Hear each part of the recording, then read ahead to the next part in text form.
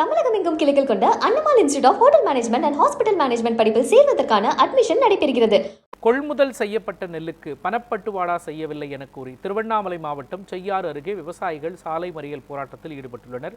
இதுகுறித்த கூடுதல் தகவல்களை நமது செய்தியாளர் பிரகாஷிடம் கேட்கலாம். பிரகாஷ், எவ்வளவு விவசாயிகள் இதில் பாதிக்கப்பட்டிருக்கிறார்கள், எவ்வளவு பணம் அவர்களுக்கு தர வேண்டும் என்று அவர்கள் குற்றச்சாட்டை முன்வைத்திருக்கிறார்கள்? அரசு தரப்பில் ஏதேனும் விளக்கம் அளிக்கப்பட்டிருக்கிறதா?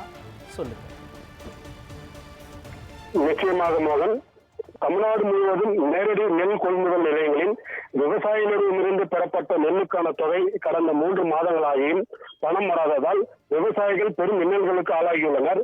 இதன் காரணமாக தமிழக அரசு பல 100 கோடி ரூபாய் விவசாயிகளுக்கு வழங்க வேண்டிய பணங்கள் முடங்கியுள்ளது.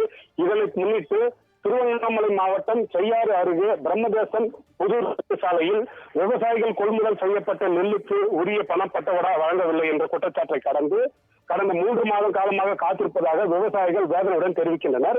பிரம்மதேசம், புதூர், சியாமங்கலம், புலிவலம் உள்ளிட்ட சுற்றுவட்டார கிராமங்களைச் சேர்ந்த 100க்கும் மேற்பட்ட விவசாயிகள் நேரடி நெல் கொள்முதல் நிலையம் மூலம் நெல்லை விற்பனை செய்து, ஆனால் 3 மாதங்களாகியும் NCSEF மூலம் கொள்முதல் செய்யப்பட்ட நெல்லுக்கு பணம் வரவில்லை என்ற வேதனையுடன் தெரிவிக்கின்றனர். மேலும் தங்களுடைய இல்லங்களில் ஏற்படும் சுப துக்க நிகழ்ச்சிகளுக்கு பணம் இல்லாமல் வேதனைப்படுவதாகவும், மாற்று விவசாயம் செய்யக்கூட முடியாத அளவுக்கு பணம் இல்லாமல் அவதி அடைந்து வருகின்றனர். இதனை வலியுறுத்தி இன்று பிரம்மதேசம் புதூர் கூட்டு சாலையில் 100க்கும் மேற்பட்ட விவசாயிகள் சாலை மறியலில் ஈடுபட்டு வருகின்றனர். தகவல் அறிந்த செய்யாறு DSP கோவிந்தசாமி மற்றும் சம்பவ இடத்திற்கு போலீசார் விரைந்து சென்று விவசாயிகளிடம் பேச்சுவார்த்தை தொடர்ந்து நடத்தி வருகின்றனர். இதனைத் தொடர்ந்து விவசாயிகள் தொடர்ந்து சாலை மறியலில் ஈடுபட்டு வருவதால் அந்த பகுதியில் பரபரப்புடன் காணப்பட்டு வருகிறது. மோகன், விவரங்களையும் காட்சிகளையும் வழங்கியதற்காக நன்றி பிரகாஷ்.